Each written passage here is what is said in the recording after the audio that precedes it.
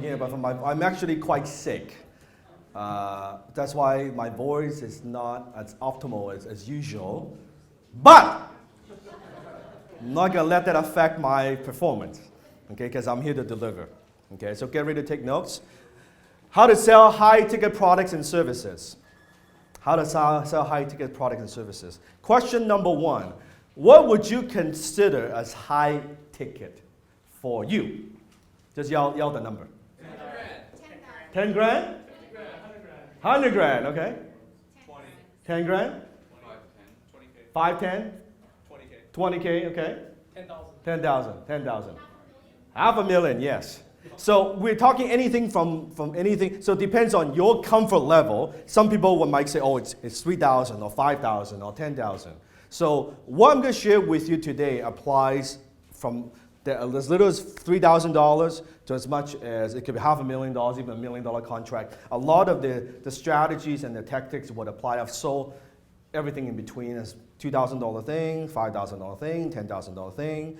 Last year, my business partner, we sold a contract to a pharmaceutical company for $800,000 US to one sale, $800,000 US. So it's the same.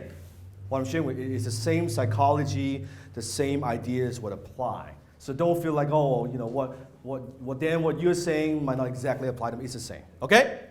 So let me go through the 7 reasons why you want to sell high-priced products and services that you might not aware of. You might not aware of. First reason number 1 is more profit and less what? Hassle. Less hassle. When you sell a high-ticket item, you make higher profit margins. Everybody knows that. But here's the thing. Within your marketplace, most of your competitors, my guess is they're not comfortable selling at a high price, or they don't know how to sell at a high price. So very few companies, you notice, yes, but then there are companies who do well selling, low margin products such as Walmart, right? It's Walmart. But you notice if you look at history, before Walmart there was Kmart. Where's Kmart? Gone. Before that there was Sears. Where's Sears? Gone. Almost gone. Barely breathing.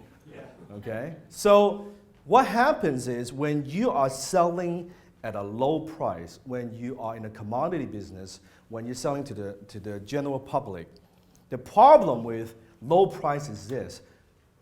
It's not a sustainable advantage in business. Write this down. Competing on price is not a sustainable advantage in business because it's very, very easy for someone to come in to your space and say, I'll charge you less. You charge X, I'll charge Y. So your advantage of, we guarantee the lowest price, some morons could just come in and say, we'll sell 20% less than you. Your advantage, it's gone instantly. Okay? And they could maybe, but how the hell do they do that? I mean, I'm barely making a profit. Well, a lot of companies, they go into marketplace knowing they are basically using their capital and say, I'm gonna grab market share. I'm gonna acquire these customers at a loss just to put you out of business. Just to put you out of business. They might know, well, you probably won't last 6 months. Well, if we have enough cash to last 1 year, you're gone. When you are gone, then they become the game in the marketplace, and then they jack up the price again. So, and also customer infrastructure. To serve more clients at a low price, it requires more infrastructure, i.e. more customer service, bigger office, more people, more shipping and handling, everything is more. So it requires a more complex infrastructure. Personally, and this is my personal preference, I like to keep my business lean, mean, and simple. I'm not a big fan, and there are people who make a lot of money doing that, and that's kudos to them. Just my personal preference, I like to keep my business lean and mean and simple. If I can hit my goal, my financial goal with 1,000 customers versus 10,000 customers, I prefer 1,000 customers. If I can hit my goal with 100 customers, I prefer 100 customers than 1,000 customers. Okay? So, more profits, less hassle. And here's a quote that I have. Business is a game of margins, not volume. In fact, repeat after me. Business is a game of not volume. Some entrepreneurs say, well, but then I'll make it up in volume. I'm doing $500,000, I'm not making, my margin is like this. Oh, if I make $3 million, then my margin would go up. Don't bet on that. Don't bet on it. Do not bet on it. So business is a game of margins, not volume. I was watching, how many have seen the show The Prophet? Okay, if you guys have not seen the show, watch the show.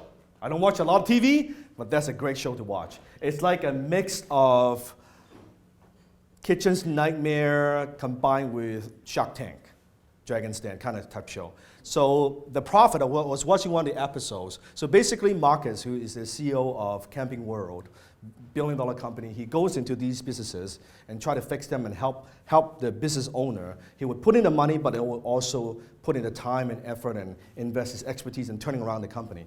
One of the episodes I was watching, Marcus went into this meat packing business. Okay, the meat business has been around for many, many, many years. I think if I remember correctly, 75 years or something like that. They're doing $50 million a year in sales. 50 million. Is that a little bit of money or is that a lot of money? Right? 50 million in sales, 400 grand in losses every year. You might think, how the hell could a company do $50 million a year in business and yet lose 400 grand? And also, they're $4 million in debt. In loans and everything else. And when Marcus looks in that guy's business, he has 30 grand cash in the bank. To say that the business is in trouble is an understatement. Okay? So if you think, wow, $50 million a year. So because business is a game of margins, not volume, it doesn't mean anything. This business is so close. When Marcus looks at numbers, they are weeks away from bankrupt. Weeks away. 75 years of history, weeks away from bankrupt. So think about that. Not that thing. So guys,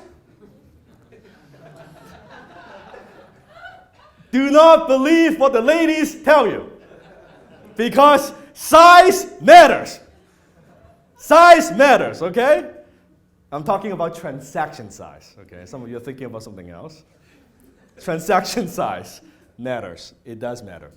Okay, so let's take $1 million as an example. So to make $1 million, you have a few ways you could go. Let's say if you sell a $25 product, you get 40,000 customers, you make $1 million. Yes? Or you sell a $50 product, you sell to 20,000 customers, you make $1 million. Okay. Or $100 products, 10,000 customers, $1 million. Or $1,000 product, 1,000 customers, $1 million. Or $10,000 product, only 100 customers, you make $1 million. Now you might be thinking, but Dan, $100 versus $10,000. Does that mean it takes 100 times more effort to make a $10,000 sale versus a $100 sale? What do you think? No. Because think of in terms of to sell that $100 product, do you still have to do marketing? There's still costs involved. And to get that 10,000 customers, nowadays, costs money. I don't care what you sell. It costs money to acquire their customers. 10,000 on the other hand, well, I only get 100 customers to get to $1 million. And what if I don't get 100 customers, I get 80 customers? I still 800 grand. Does that make sense? So look at these numbers and look at that from your business. Look at your business, where you're at. Yeah, man, if I'm selling a $50 thing, shit, I need 20 customers to make $1 million. Sales, revenue. Not profit, just to hit $1 million. Or if I want to sell, what if I can increase the price? If I can sell at a premium price, how would that affect my business? So let things just sink in a little bit. 10 times your finances, 10 times your business, 10 times your marketing, 10 times your life. Hit the subscribe button now.